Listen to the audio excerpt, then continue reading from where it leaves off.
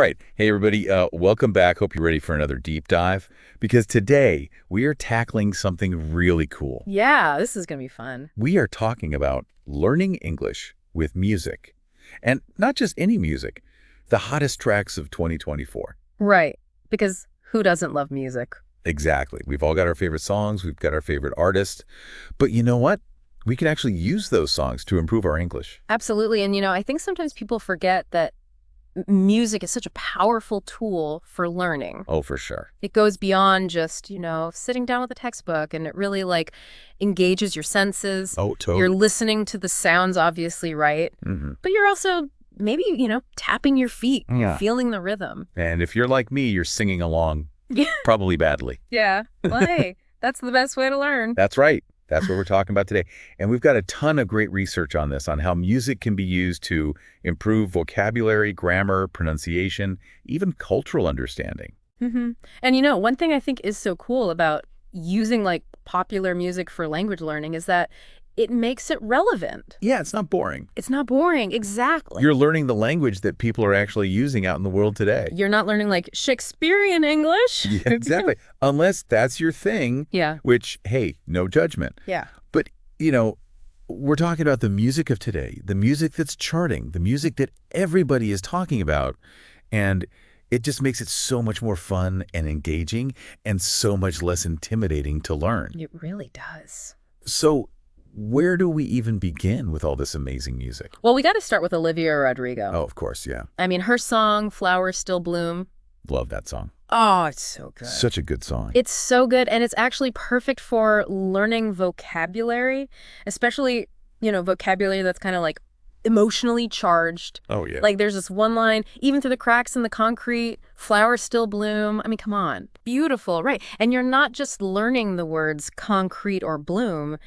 You're feeling that sense of resilience, that hope that the song is all about. I get chills just thinking about it. It's so powerful. It is, and that's what makes those words stick in your memory, It's that emotional connection. Yeah, it's like the song itself is saying, even when things are tough, your language skills can still bloom, right? Exactly. They can still push through. Speaking of pushing through, I know a lot of English learners, they struggle with that "the" sound. Oh, yeah. It can be tough. But guess what? We've got the perfect song to help you master it. Ooh, which one? Ed Sheeran, Echoes of You. Oh. I mean, this song, it's like a pronunciation boot camp, specifically for that sound. You know what? You're so right.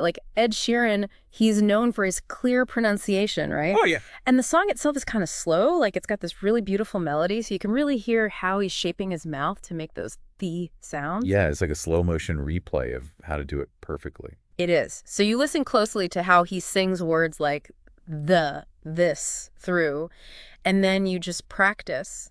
Mimic his mouth movements. It's like having Ed Sheeran as your personal pronunciation coach. Right in your earbuds. Yeah. Okay, I am loving these picks so far. Now, I am a firm believer in the power of positivity. Me too.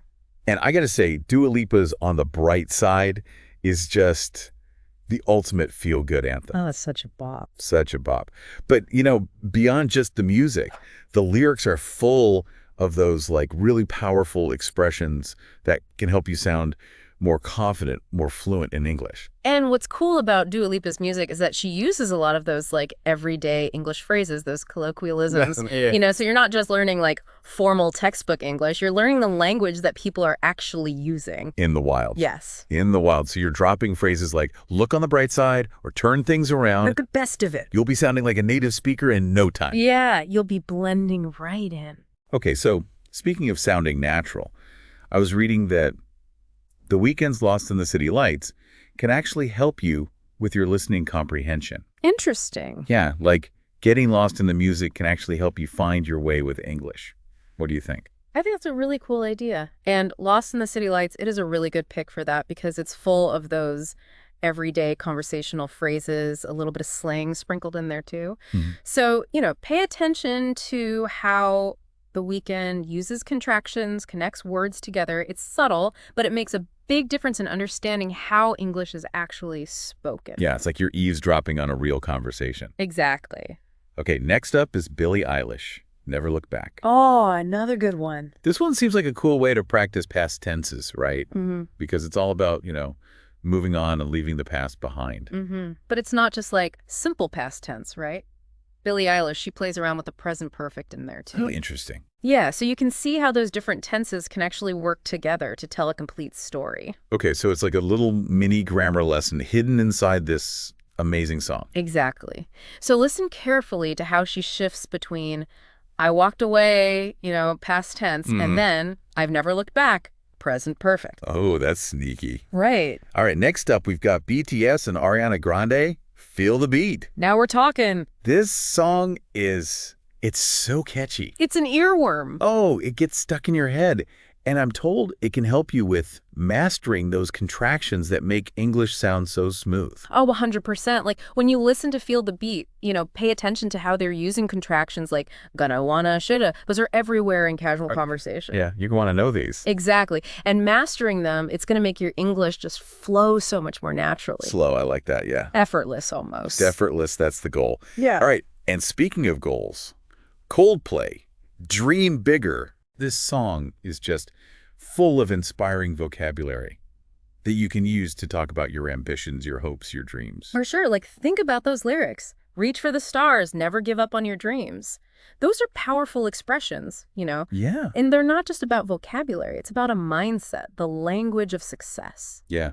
Learning these phrases can really help you articulate your own goals and aspirations in English. Absolutely. All right. Now, Harry Styles, we all know him for his, poetic lyrics. Oh, for sure. Endless Summer Nights is no exception. But I hear it can be a little bit of a challenge for English learners. It can be, yeah. It's full of idioms and phrasal verbs. Oh, right. And if you're not familiar with those, it can be a little tricky. But that also makes it super rewarding to listen to. And like a treasure hunt. It is. It is. So like you listen to the song and you're trying to figure out, okay, what does head over heels mean? What does swept off my feet mean? And you're paying attention to the context, to the story the song is telling to figure it out. It's like a puzzle. And once you unlock those meanings, I mean, it really deepens your understanding of English, how it's used in those creative ways. Exactly. Okay, so we've covered pronunciation, vocabulary, grammar, even a little bit of slang in there. Is there anything else these songs can teach us? You know what? Music can be a window into different cultures. Oh, yeah, that's a good point. And one example of that is Selena Gomez's When We Dance. Oh, love her. Yeah, the song explores the language of romance, which can be expressed in so many different ways across cultures. It's like you're learning about different ways of saying, I love you or I'm attracted to you without ever opening a textbook. Exactly. And sometimes those nuances, they get lost in translation, but you can pick them up through music. Yeah, it's amazing. Okay, and last but certainly not least, we have Taylor Swift, Hope in the Stars. Oh, classic Taylor. Classic Taylor. She's known for her lyrical genius, but this one, I've heard it's a little bit of a challenge. It is. This one's full of metaphors and imagery that can challenge even, those really advanced English learners. Oh, wow. Yeah, but it's a great way to really push yourself and see how much you've learned. Challenge accepted. Sure. So, all right, we've got our playlist, we've got all these insights. How do we actually put this into practice? Should we be like, sitting down with a pen and paper, writing down every single word we don't know? You can do that, but I think a more effective approach is what we call active listening. So don't just passively listen to the music, engage with it, sing along, practice your pronunciation, look up the lyrics, try to understand the meaning of new words and phrases in context. Maybe even pick out a few key phrases from each song to practice in your own conversations. So it's really about, making it your own and finding what works best for you. Exactly. And maybe even discovering some new favorite songs along the way. Oh, for sure. And remember, this is just the beginning, Think about the music you already love. Yeah. What can those songs teach you? What other skills can you practice through music? I mean, the possibilities are endless. That's so true. All right. Well, on that note, I think it's time to cue up the music. Let's get learning. Let's go. And if you, dear listeners, discover any amazing English learning songs, we want to hear about them. Yes. Until next time, happy listening, everybody.